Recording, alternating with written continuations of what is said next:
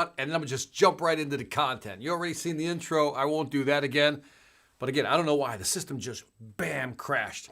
And so today we're going to talk about something I think you're going to find interesting. I'm super excited because I think this is something that everybody should know about. In other words, how to put this structure together. And so again, I'm going to wait for a few people to jump on because again, the system did crash and I had to reboot. And now we just have to wait for everybody to kind of jump right back in. In the meantime, one of the things I want to do tonight is show you how to create a value proposition. But I'm going to give you how to create a value proposition using an infomercial structure. That's going to blow your mind. That's right. I'm going to show you how infomercials actually build that value. Brian Gator, you're back. Chad is jumping in. All right, everybody's coming back. Yeah, man. I don't know what happened, man. Thank you for coming back. Thank you for hanging in there with me. I know it. Let me see. Jumped in, Chad. Way to go. Michael, you're here from Jakarta, Indonesia. It was a great show. Last show, how buyer was shifting concern. Thank you, Victor. Thank you, Michael, for joining. Dean Hankey, I think you're the guy that broke my system, man. After I put you on, man, the system just locked up, man. So I think it's your fault, man. It's okay now. I think so, man. I'm back also. All right. Ovi says we're still here, man. I love it, man. All right. So let's jump into the content, man. This is going to be this is going to be a short one, so we don't have to be here long. And then I'll take comments at the end. So I was doing some research online. And you know how you just start going on the internet, you just start looking for stuff? And don't ask me how I wound up on this thing about infomercials, right?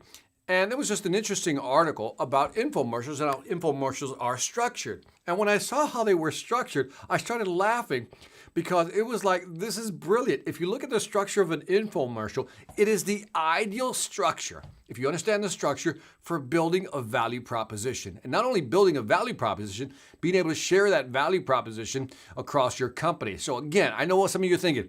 Really, Victor? Infomercials are going to help me sell better. Just watch. Let me give you the structure of an infomercial.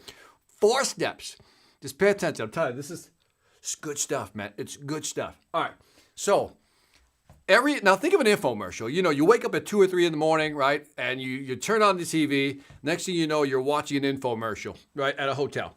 So if you've been there, you know what I'm talking about. Now, the first step with the infomercial, in any infomercial, by the way, it's always exaggerated. I get that, right? They really exaggerate things. But it always starts out, here's the thing, it always starts out with the problem, right?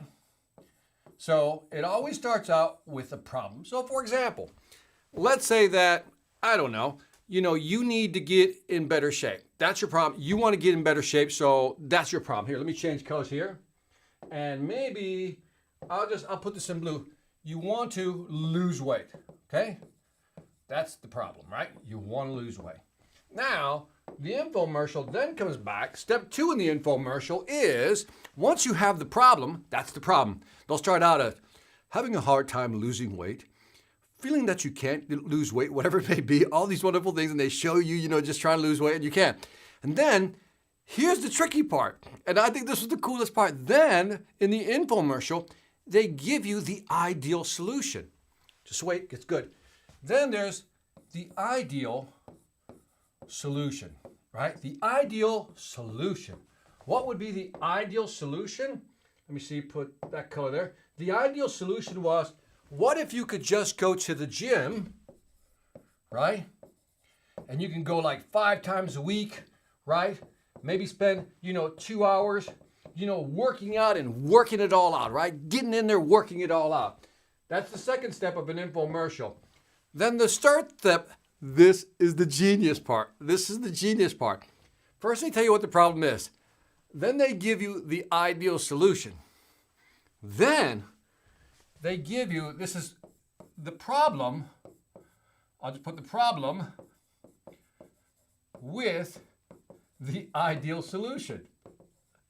In other words, so they give you the problem, they give you an ideal solution, and then they give you the problem with the ideal solution.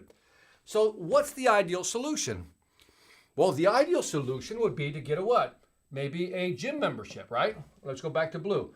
Maybe the ideal solution would be to get a gym membership right? That would be the ideal solution. If I can get a gym membership, I can go there 24 hours a day. That's the ideal solution, right? But the problem is you have to get a gym membership, and that usually costs what? It's a fee that you have to pay, plus who has the time to go to the gym, right? So again, the problem, like to lose weight. The ideal solution, go to the gym 5 times a week, spend 2 hours working out. The problem with the ideal solution is the gym membership fees are too high. Therefore, I don't know if I want to go. I spend that much time. So what do? Then the last step, back to red again, the last step is then the solution. In other words, to be more specific, your solution, right? Your solution. And what's your solution? A workout machine, right? That you can buy, right? A workout machine that you buy. That's the formula. So typically what they do is they state the problem. And this is really powerful if you think about it. This is kind of, like I said, put aside that it's an infomercial.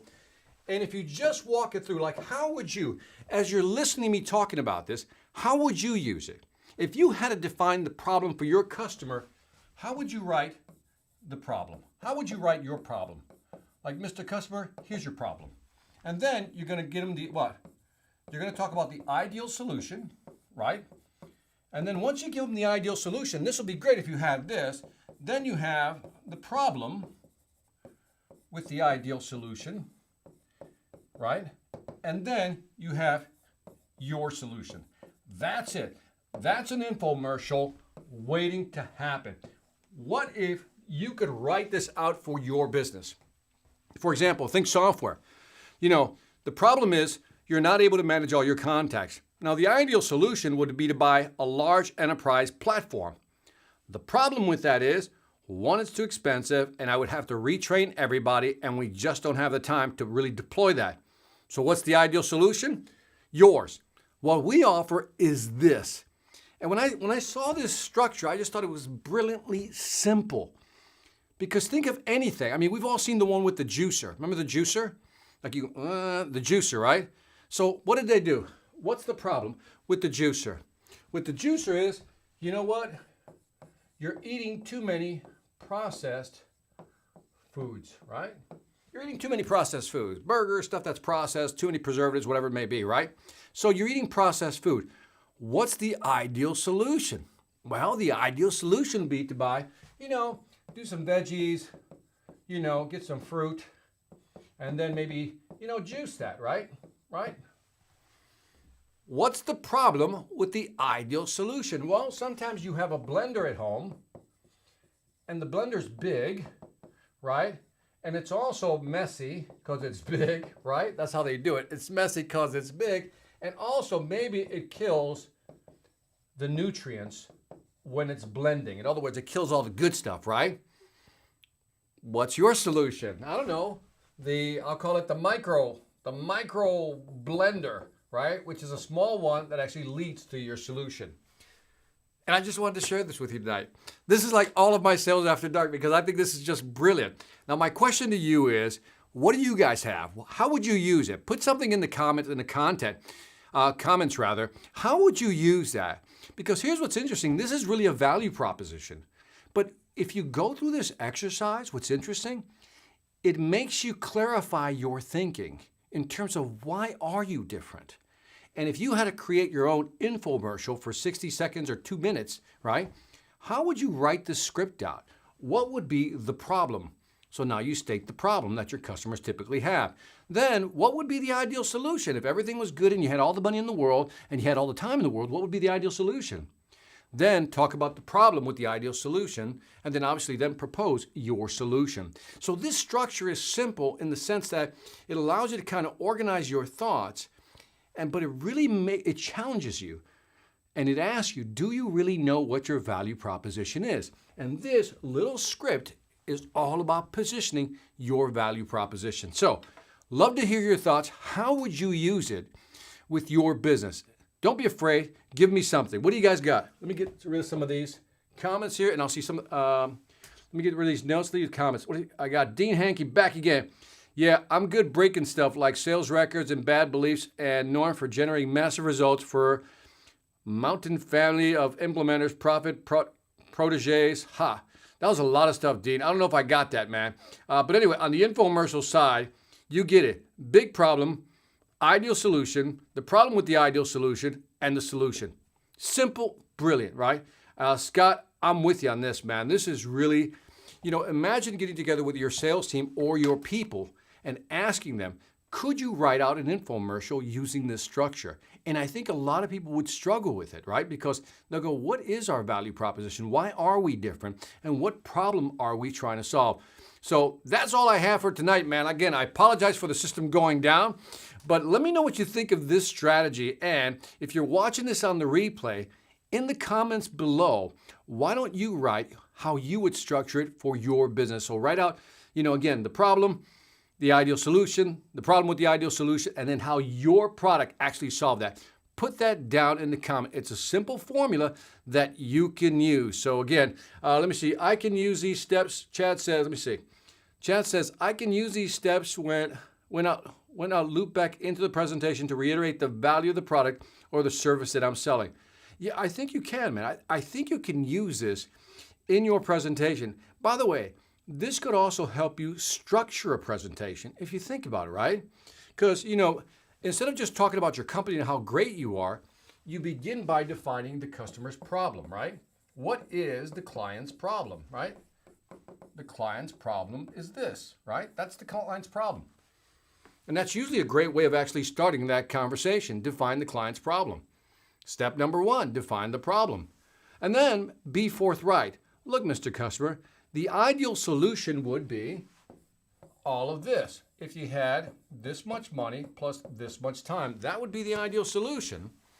But the problem with that is, and then you talk about the downside of what that problem is, and then the last part of your presentation is when you're ready to present what? Your solution. It's almost like a hero story. But what I love about it, again, it forces you to actually go through the mechanics of understanding your own value. So let me see. You commented that I broke your live stream, so I commented on that. I hear you, man. Where's the replay? This is the replay.